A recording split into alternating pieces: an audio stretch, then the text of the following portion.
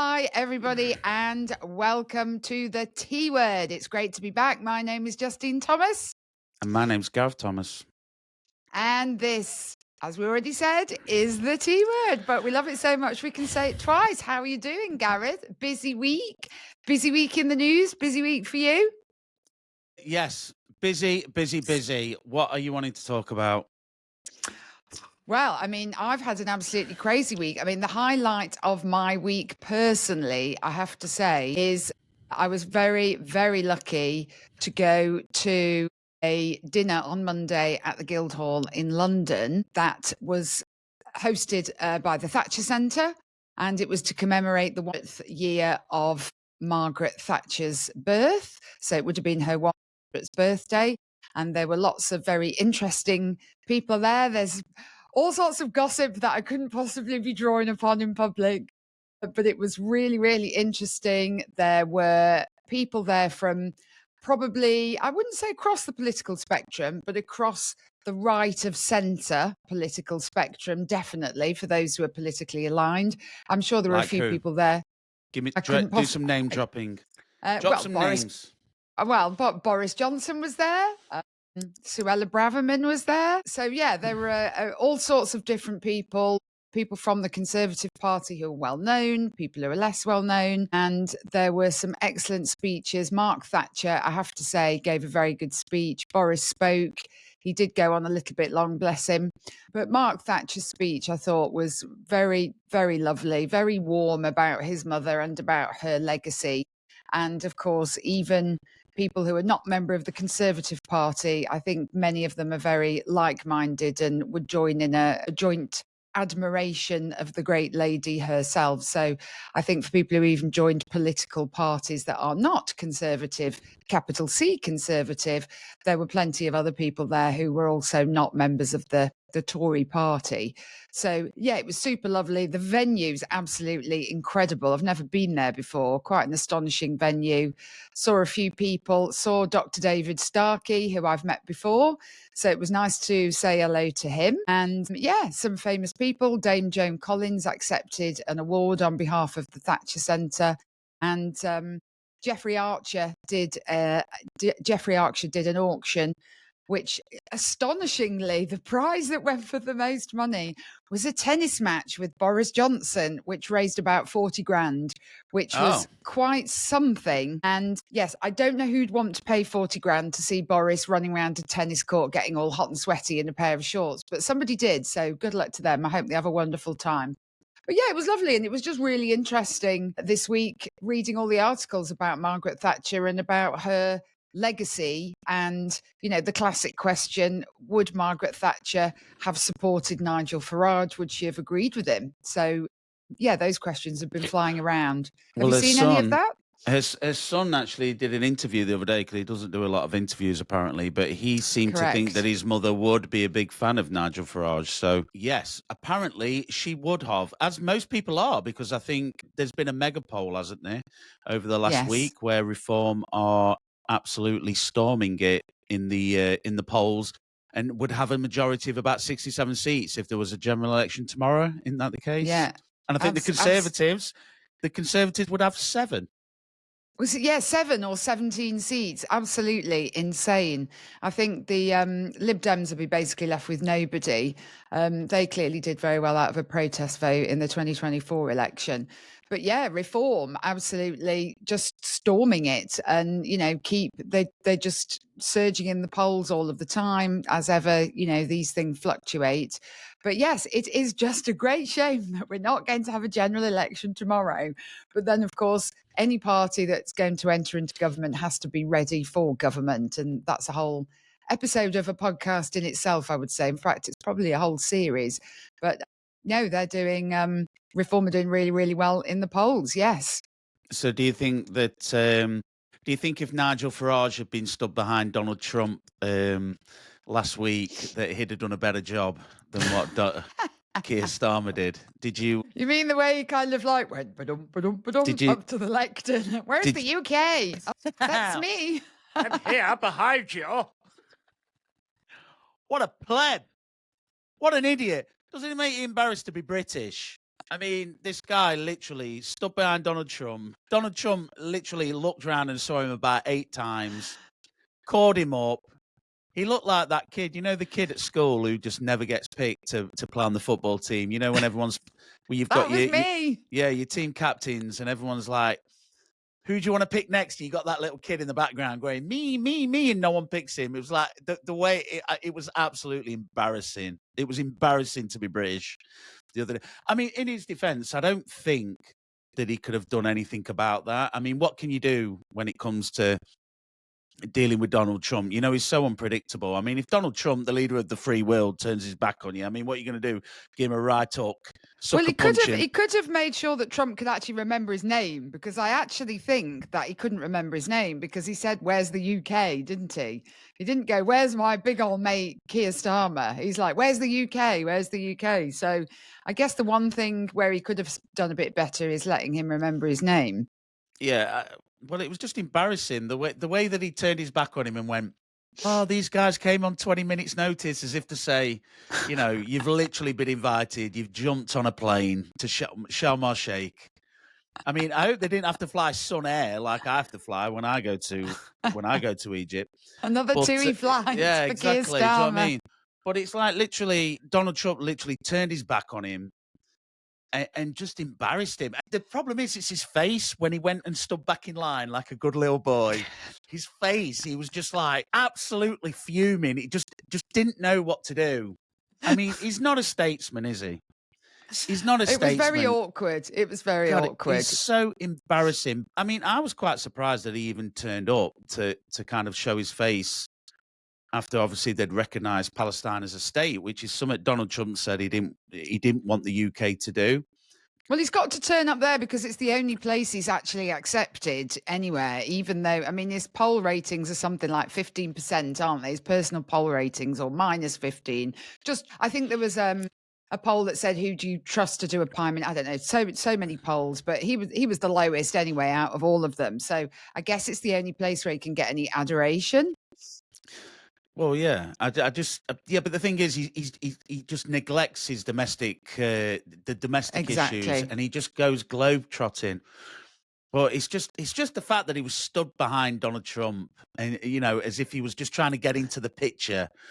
And when Donald Trump asked for him, it was just cringeworthy. It was just embarrassing, absolutely embarrassing, just to watch the way he behaved. And after he got absolutely totally ignored and shunned by Donald Trump, just the look on his face, it's like his brain just couldn't compute what had happened. And it does. It makes you embarrassed to be British. I mean, he did say he was more comfortable in Davos, didn't he? I think he actually said he was more comfortable being at Davos than being in Parliament. I may have misquoted him, but he's obviously, we've spoke about him a lot. He's not very comfortable being the prime minister of this country, is he? He's very comfortable traveling around the world, sucking up to the globalist agenda. But in terms of actually looking after the UK's agenda, I don't think he's very comfortable with that at all. But the globalist agenda is about a set of rules that you follow that are made with a big old load of head honchos. You don't actually have to stand behind anything yourself, because what you're doing is you're just putting your country behind something, and that's easy to do, isn't it? Because what you're doing is saying, there's my country, you can have my country, our country will stand behind your agenda. Well, that's very easy to do. It's a lot more difficult to say, no, actually, these are my principles, these are my values, and I'm not backing that agenda. And actually having to do that to your own people is very different, very difficult. And I certainly don't think he'll ever succeed in that front, because he hasn't got any principles. But what do you think about Trump getting the Nobel Peace Prize? Should he get the Nobel Peace Prize? I think, was it not announced? Well, I think some woman from Venezuela's got it this year. Right. But I think they'd already decided who was going to get it. But in terms of the Nobel, I mean, is the peace going to last in Gaza? I mean, I think there's already issues in the Gaza Strip at the moment. Hamas haven't they been like executing, shocking, executing gangs and people they claim are dissidents or spies, and they've been going around executing them. And I think the Israelis have already killed quite a few people. Again, you don't know the detail behind any of it. But, I mean, I suppose the peace has to last in order for you to be able to give him any credit for it. So, yes, they've signed off on a peace deal, but I don't see how Donald Trump can let it fail, because he spent so long telling the world that it was the greatest peace deal that had ever been done in the last 100 years. That, I mean, I don't think he can afford to let it fail. So I think if Gaza misbehaves too much, I don't know. I don't know how much influence. I mean, we have got, but hang on, we've got Greta she can go in there, here. yeah. Now, don't forget, she has been there, and she's been in there with her peace flotilla. But she this week claimed that she'd been beaten and tortured, which is really interesting, because the photos that I saw of her when she was released from, air quotes, captivity as a hostage, she looks quite well to me. She looks quite plump. She's got a lot of colour in her cheeks. She had short sleeve top on. She didn't seem to have a bruise on her body. She didn't look like somebody, I mean, I'm no psychologist, but she really didn't look like somebody who had just been in the conditions that she was describing, saying that there was a flag by her, and every time the flag got touched, she got kicked, that she was denied water, etc., etc. I mean, when you actually look at the pictures of, there was the guy who was kept in the tunnel for 2 years, and you see the picture of him in the tunnel, his completely emaciated body. Skin and bone. And you put that side by side with her, and you just think, I'm sorry, these people are just an affront to decency. They really, really are. They may believe that they've got some noble cause, but quite frankly, the way that they go about it is disgusting. It's the same as those people who, on the second anniversary of the Nova Festival of the hostages being taken and that terrible atrocity, were out protesting to free Palestine. Who are they protesting? They weren't protesting. They weren't protesting to free Palestine from who? Hamas in London? Because they're the only people who are occupying Palestine. They weren't protesting. They were celebrating. I saw it more as a celebration than a protest. Like you say, I mean, what are they protesting for now? A peace deal's just been signed. Israel have just pulled out, like they did in 2005. They did pull out in 2005 as well. So the Israeli troops have pulled out. I don't think they've pulled out all the way, have they? There's a buffer zone. Yes. They've started to pull out. The hostages have been released. So like you said, what are they actually protesting about? And if you look at some of the news footage from ITN News, GB News and stuff like that, there's people protesting on the street saying, well, we just need Palestine to exist and there be no Israel. So literally it's gone from people supporting Gazans to now they're more like hate marches. Literally just denying Israel's right to even exist. Well, they're not allowed to play at Aston Villa now, are they? So the Tel Aviv football team. Yeah. I mean, this is absolutely shocking. So people can go out and march for Palestine, a nation that now the UK government has recognised. So people can go out and march for Palestine, and the police can go and police that, and they're happy to do that. But people who have got no criminal record, have got no record, the individual people of actually committing any offences, they are not allowed to go to a football match, which one would expect, not always peaceful, but one would expect would be ordinarily peaceful. I mean, it's just disgusting. No, but you've got to think that the country that I grew up in, which was a safe, civilized country, where things like this didn't happen, you'd go on holiday to, when you was a kid, to somewhere like, I don't know, Dominican Republic or the Caribbean, and they'd say you can't go outside the compound because it's too dangerous to go out there. And you'd think, well, that's crazy. In the United Kingdom, you can go anywhere and do anything you want, and you're always going to be safe, the majority, 99.9% of the time. We're now in a situation where, on the world stage, it's been announced that Jewish people cannot come to our country and be safe. I mean, what does that say about us as a nation? Like, we cannot guarantee the safety of Jewish people in Birmingham. And then you've got to just circle back quickly. Then you've got Keir Starmer at the stage in the Knesset, I can't probably say it properly, in the Israeli government building, the parliament. Yeah, but now we're saying those people can't come here. I mean, and he's saying we'll do anything. We will protect our Jewish brothers. We'll do this. I'll fight for my to my last breath, even though I won't do any work on a Friday evening.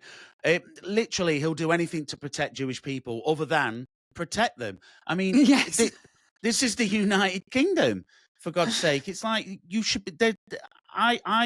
20 years ago, I would have never thought that there'd be anywhere in this country that I didn't think that I could go and visit or walk down or go at night or do anything. No-go zones. No-go zones. That's slowly happening in this country now. There are places where, it is not safe to go. And it just feels like we're literally becoming a third world country. We're just disintegrating, in real time. As we look at the country, we're disintegrating, cracking at the seams. I don't know how much more we can take.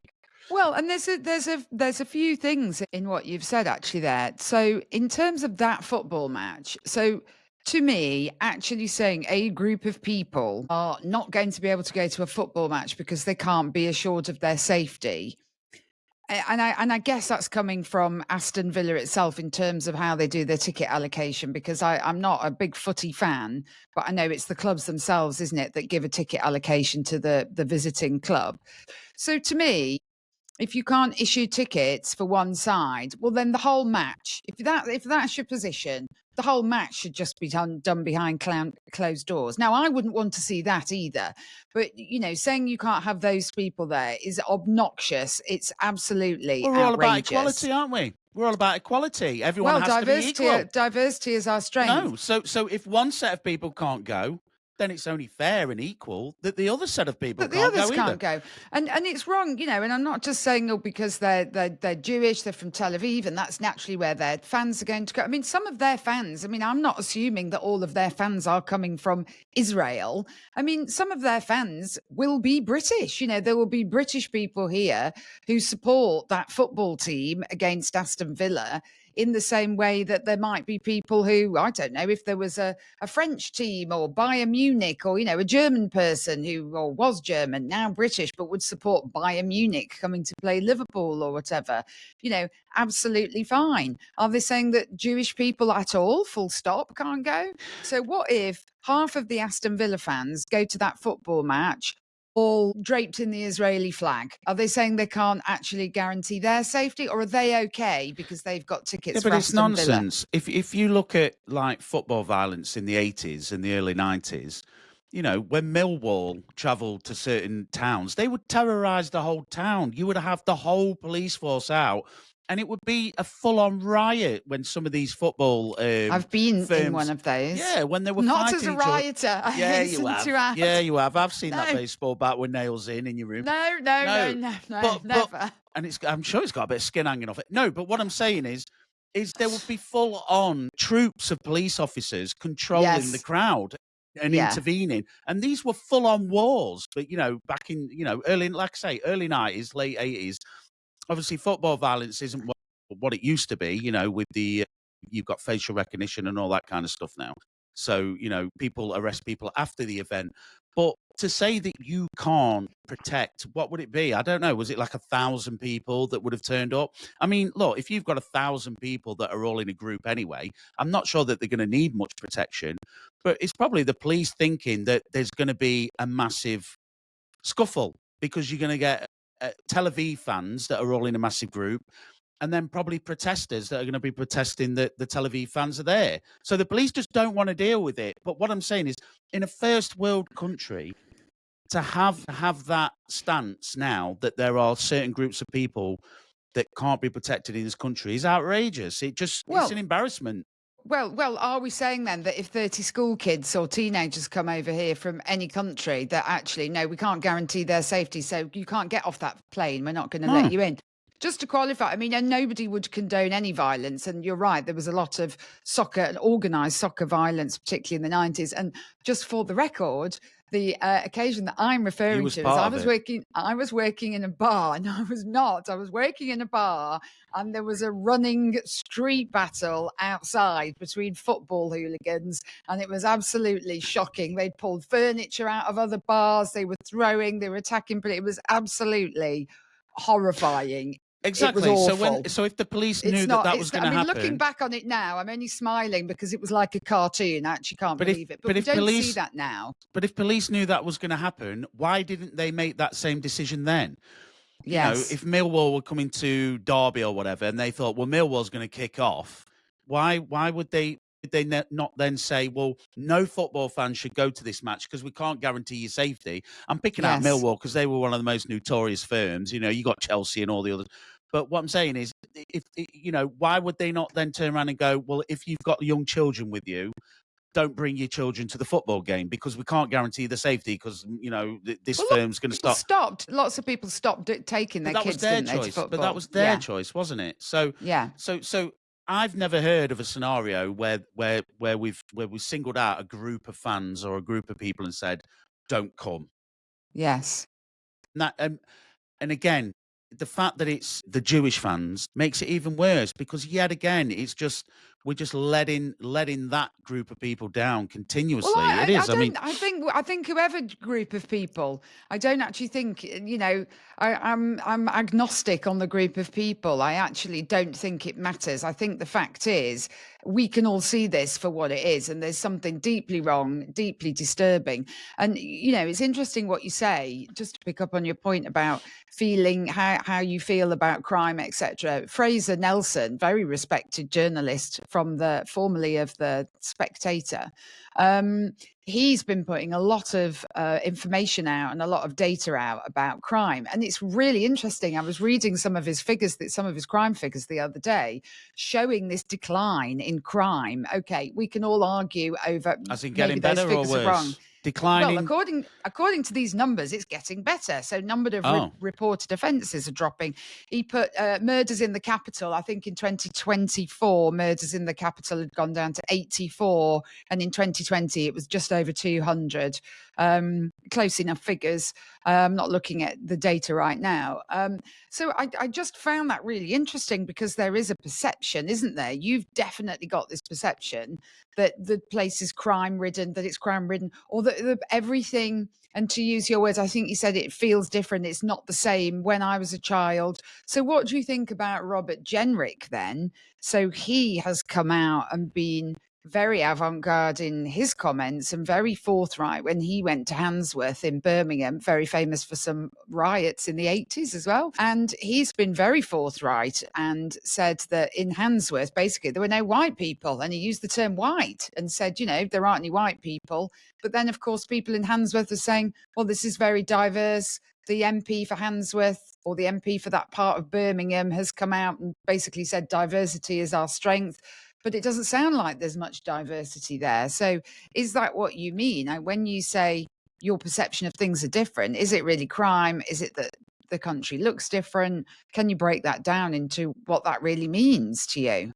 What are you really describing? Well, is it that just that there's a lot of immigration, or do you actually perceive a lot of crime? I'm not sure. The place just looks untidy. Places just look more scruffy. Maybe that's a minor point. Litter's a crime, Justine. Litter is a crime. Well, it is. Littering is a crime. I mean, I don't think it's one of the top priorities for the criminal justice system. I don't think you can necessarily take murder as a barometer for overall crime. Obviously, murder's the most severe of all crime. What I'm seeing when I go out and about is more petty crime. You know, open drug use, antisocial behavior, shoplifting. I mean, you see it on social media all the time. You know, there's always big things about, I can't remember who it was now, but, you know, the police commissioner saying that they weren't going to prosecute shoplifting if it was under £200. So literally you've got people, I see it all the time on social media, you've got people walking into shops and filling bags with, alcohol or cigarettes or whatever, and just walking out the shop. And the security guards aren't allowed to even touch these people. Now, I remember back in, the late 90s when I first started going out, if I was causing trouble in the middle of town or doing something and the security guard came up to me, it'd literally wallop you. That's when they used to call security guards bouncers, because they'd bounce you off the curb. So the thing that I see is more, like I say, the lower grade crime. But that's why people don't want to go to the town centres anymore, because you've got lots of young lads, a lot of people with face coverings on as well. People are intimidated. Everyone wants to look like some sort of drill rapper all the time, with the full balaclavas on. it's the open drug use, it's the gangs of kids, it's the gangs of people that do hang around in the town centres that intimidate just normal people that want to go about their business. So I'm not talking about, rape and murder in the cities, open for everyone to see in the streets. That's not what I'm talking about. Just the vibe that comes from low-level offending and the feeling that people just feel like, disrespect. Very disrespectful.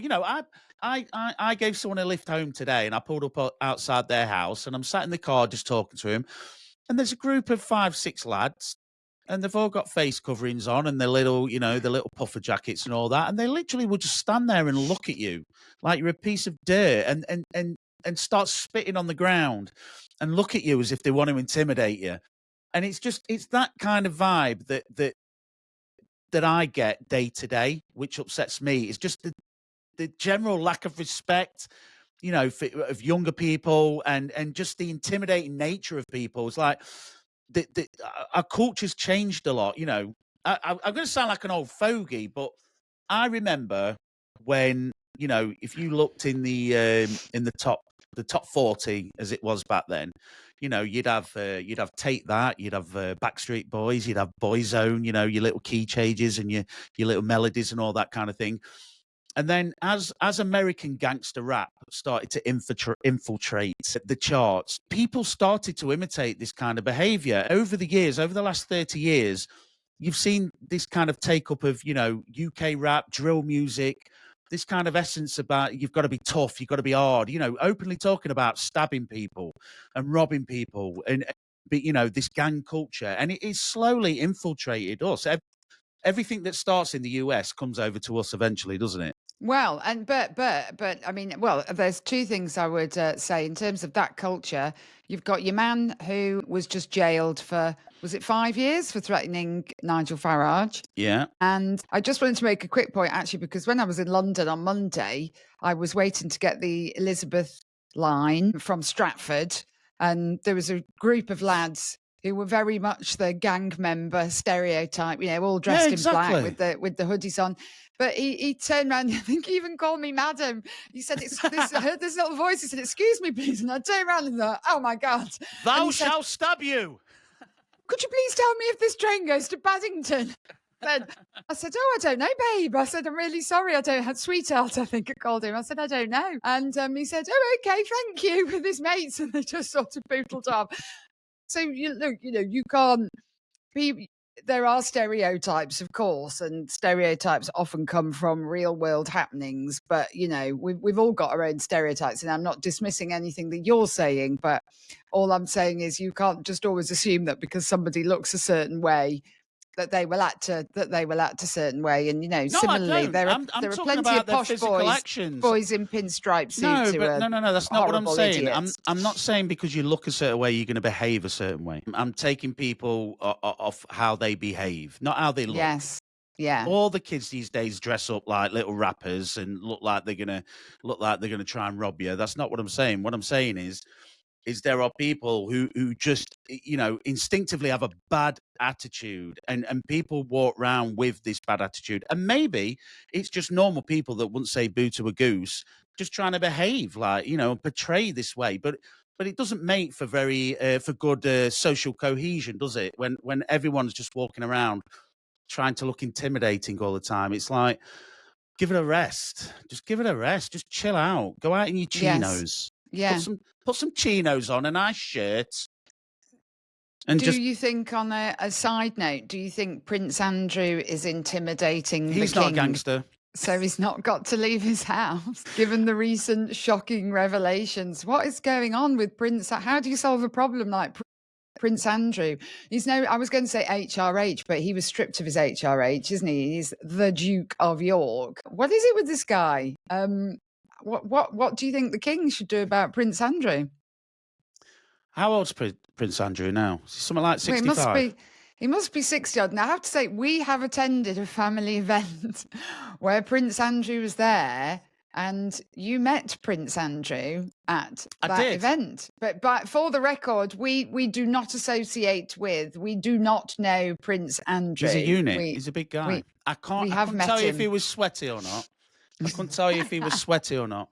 The thing He is, didn't I look think very sweaty. if you think about our society in the 80s, the reason I ask his age is, and I'm mid-40s now, but he was young in an era where you didn't have the internet, where you didn't have this kind of everyone sees everything, and there's always something that's going to trap you. So he, in his heyday, he grew up in that era where you could literally do anything. There was a lot of people that were just doing whatever they want. You look at Jimmy Savile, for example. Jimmy Savile, Rolf Harris. These people just, what's the word?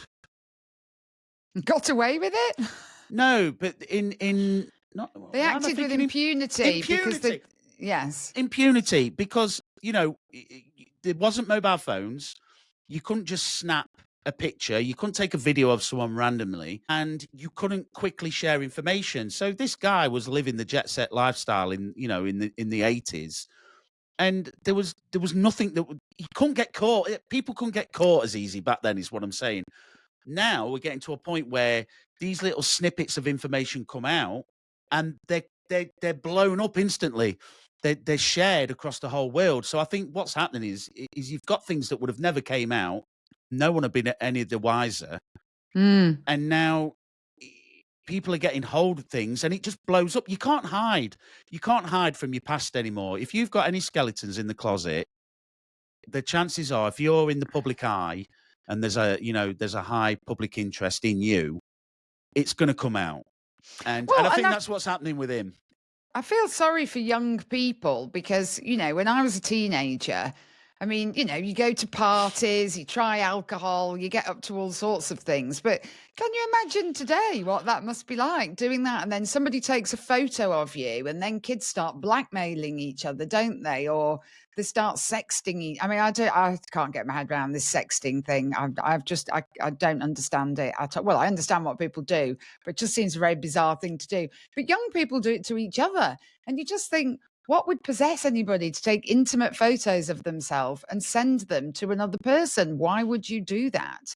But, you can't believe, to be honest, that anybody would be so dim, and then they're used against them. I mean, definitely not seeking to victim blame here.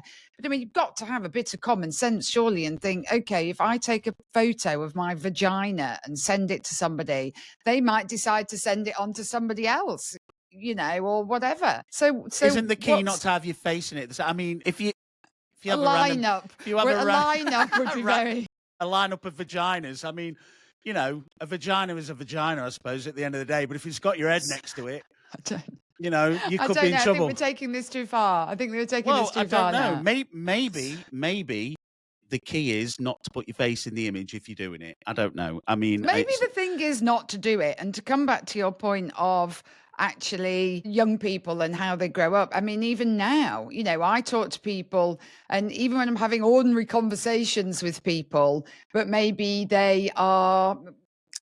could be to do with politics or other aspects of my life. I might say to somebody, just to be clear, we're talking confidence, aren't we? Just to make that abundantly clear to the person. So I'm not sure if you send a picture of your vagina and say, by the way, this is in total confidence, that's going to protect you. I'm not talking about that. Just as a little sideline. I would never do that. I need to say I've never done that. No, I'm not saying, but I'm just saying, if you put that caveat in there, I'm not sure. No, Gareth, you're taking this the wrong direction. But anyway, so no, I don't. I do feel sorry for young people because I don't know. They can't. How did we get here? How did we get to this thing? Where did we start that segued us? Talking about how people grow up, and the sorts of pressure that they grow up with. We were talking about Prince Andrew. Yes, that's where we were. Pressure that is not that he's under any pressure, but the pressure that is on people now, and particularly children. And I think it's very, very difficult. And there's a whole movement now around phone-free childhood. Are biting him in the bum, aren't they? He's behaved a certain way in a certain time where you wouldn't be able to behave that way now. And we don't know how he behaved. He's not been arrested, or I don't know if he's under suspicion of any criminal offences. He made a payment to defray, didn't he? He did make a. I'm just trying to put in the disclaimer. Oh, a disclaimer. We're not alleging anything. No, we're definitely not alleging anything. But the facts are, he sent a cash payment to what was her name, Defray. Yes. He said he made an out-of-court settlement with her. An out-of-court settlement, yes. In a civil case, yes, that's correct. So I would put it that potentially there's a reason he had to pay that money. Yes. And it may be, the facts are he made that payment, and also the facts are that he did visit Jeffrey Epstein a lot, and he was close friends with him.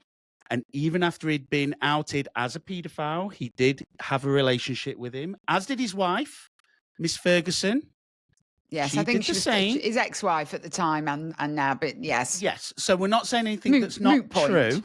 We're not saying anything that's not true, but yes, he hasn't been arrested for anything, and he's never going to be arrested, is he?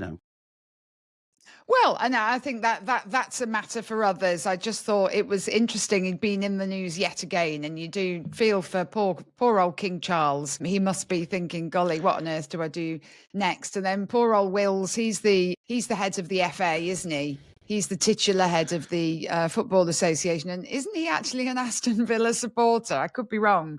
Or is he some London club? I feel like he's an Aston Villa supporter. I could have got that wrong. So not having a good time. Princess Catherine always looks as radiant as ever, always looking fabulous. But speaking of looking fabulous, a while back we spoke about diets and you had been on a diet. So how is your diet going? Yeah, it's gone. Are you on the diet still? Kind of on the diet. Well, I read that 1 in 20 people in this country are on fat fighting jabs. 1 in 20. Yeah, well, I'd say they were probably lazy people. I mean, I want to lose weight. I'm just going to do it the old-fashioned way and not stuff my face full of food. You don't look overweight, though. I don't think you're looking overweight. I've gone over that 16-stone barrier again, so I carry it well. But at the end of the day, I'm fully aware that if I want to lose weight, I need to stop shoveling food into my mouth. I mean, it's a very it's a simple equation, isn't it? Put things in, things go like that. Don't put things in, things go like that. I mean, it's not rocket science, is it? But if you can't do it, if you don't have the will to do it yourself, I suppose you could have a jab, but it's not for me. What are the side effects of the jab? How long's this jab been out? I don't know. I think there's quite a lot of companies producing them now. There's a lot of girls I know who are buying this stuff off the internet. They're not even getting it through the NHS. I don't think most people are. I know at least 3 girls that are buying it off like weird websites and injecting themselves. It's crazy, isn't it? People won't take the COVID jab, but you'll buy some weird weight loss jab off the internet, off some guy you've never spoke to or seen. That's got no accreditation. I mean, it could just be, I don't know, what could it be? It could be like pig's urine or something. And you're literally just injecting yourself full of this stuff. It just shows, doesn't it, how weird we are as humans. I'm not saying that I was ever a fan of the COVID jab or the only reason I ever took it is because I wanted to go on holiday. But at least it would have been through some kind of, what would you say, procedure, some kind of testing phase, even though it was some rushed. Upstanding procurement channel that you would have trusted. But which it probably wasn't. But but people are more than happy to jab these like random chemicals into themselves just to stop doing something that you actually could stop doing if you put your mind to it anyway. It's like you can't not catch COVID, but you cannot eat that donut. Faye. Yeah, so, I don't know if anybody's got, I don't know. I've been hearing that people telling me they can't go out, they're isolating due to COVID. I don't even know. I felt like I was in a parallel universe. Again, I felt like I was in a parallel universe the first time. I've had COVID about 8 times. I don't know why people are doing that now. Why is anybody isolating? I mean, I don't know. Maybe they're obviously just very caring people and good for them. There's nothing wrong with being extra caring and not wanting to give diseases to anyone. Have a look. Yeah, but the thing is, no one cares about flu, do they? I mean, you look this year. Let's have a look what happens with flu. It'll be on the news soon. New COVID strand because it's winter. The NHS is overrun. The NHS is bursting at the seams. It's at breaking point. That's what we'll get this year. But if you look at the statistics from the year 2000 in terms of flu deaths, I think there were about 20,000 flu deaths in the UK in the year 2000. When we broke through into the millennium, and no one will ever know that statistic. No one will ever turn around and go, "Oh yeah, I remember that, the great flu epidemic of the 2000s." Yeah, well, there are hardly there are hardly any flu deaths, are there, over the pandemic? Because the people who would have died from flu died of COVID. Sadly, I mean, But what I'm saying is sad. But I always remember somebody saying it's tragic, and but I'm not. Is it heartless to say? I mean, is it tragic if somebody lived to be 90 or 95? I mean, it's very upsetting for their family. Like we've lost our dad. He was 89. I mean, that was 4 years ago. I mean, it's still awful to me now. And he was 89. It doesn't make it any better that he was 89, but it's not a global tragedy, is it? It's just part of what I'm saying is of what happens in a person's life. You lose people and they die. In the year 2000, 20,000 people died of flu. Not a single person turned around and said this is an epidemic or this is a problem. No one cared. It was just accepted. Yes. When we had COVID, in the space of 1 year, I think 200,000 people died in a year with COVID, not of COVID, with COVID. Now, in that year, 10 times more people died than died when we didn't even talk about it in the year 2000. But we shut the whole economy down. We furloughed everyone, and we spent upwards of like a £1 trillion or 400 billion, 500 billion pound on it. The point I'm trying to make is, in the year 2000, when 20,000 people died, no one batted an eyelid. When 200,000 people died, we shut the whole country down for something that was 10 times worse than something we didn't care about. I just find it strange. Again, I don't know how we got to this point, but there was a point I was trying to make. Well, we were talking about jabs and dieting. Dieting, yes, of course. We were talking about dieting. Well, the Department of Health has just released Department of Education has just released some guidance, apparently, saying that instead of cake, you shouldn't take birthday cakes to nursery when it's your child's birthday, that you should take a fruit platter instead. What do you think about that? Oh, fruit has sugar in it as well. Might be natural sugars. What if it's a carrot cake? Is that healthy? What if it's a fruit cake? I mean, come on, man. A ginger cake. Hey! Gingers have souls too. No, but well, I mean, they're just telling us things that are just common sense that we already know. I mean, this is just a stupid thing. It's like me saying, if you want to walk down the street, make sure you put your left foot in front of your right foot, and then vice versa. I mean, stop treating us like this. Is why the budget. This is why we're all going to get taxed more money in November when they do the budget, because people are actually paid to give people advice on how not to put weight on. I think we all know how we put weight on, and we all know if you eat an excess of cake. What was that sketch where they went, "Love the cake"? Was it Little Britain? Love that'll be bad now. Love the cake. It was the person at diet class. Love the cake. But I think we all know if you eat an abundance of cake. Now, if an average class size is 25 kids, 30 kids.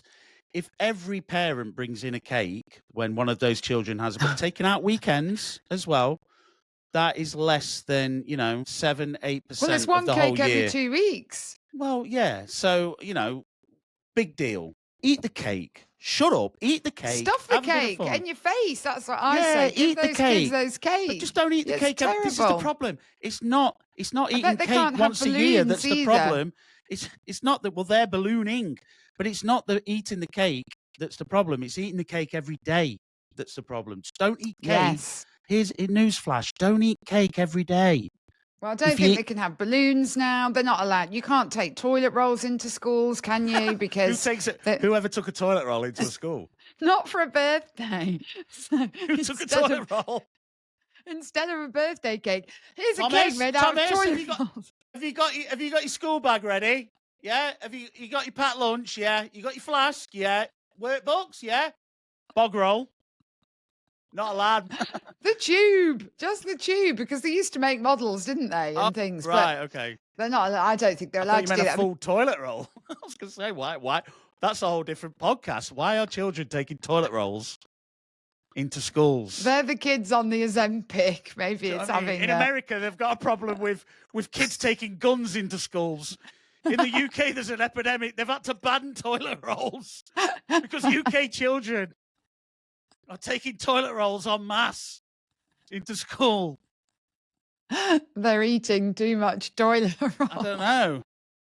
With the cake. It's wasteful, 3-ply. No, that's why, because you've got middle-class parents that are giving the kids 3-ply when they go to school. And then there's the working class, poorer kids that can only take... white. Remember the tracing paper? Shiny white. What was that all about? Paper. Can you remember the tracing paper toilet roll at school back in the day? Can you ever remember that? It wasn't absorbent. It was like grease-proof paper, that you put in your oven. There was no absorption. It was great for making your birthday cakes to take into school. Great for like copying, forging signatures, tracing things. But I don't know, my recollection of toilet, I mean, I could be wrong. Comment in the comment section if you ever had tracing paper, toilet paper at your school. But yes. Yeah, I mean, I ain't got a problem with toilet paper being taken into schools. I'm all for it.